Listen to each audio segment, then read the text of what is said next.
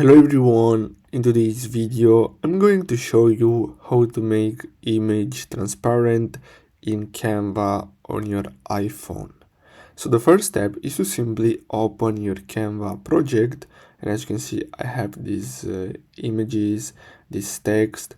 Now what you're gonna have to do next, make sure that the background is white. So simply tap once and then change the color to white, and then you're gonna have to simply tap on the download button in the top right corner, and then here what you're gonna have to do next is simply, so let's go back here, and now we're gonna have to simply save this image, and here we're gonna have to select PNG and then simply tap once on the transparent background option.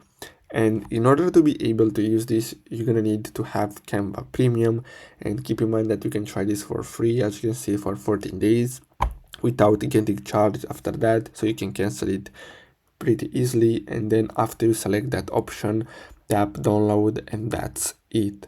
So guys, I really hope you found this video helpful. Don't forget to like and subscribe. Thanks for watching.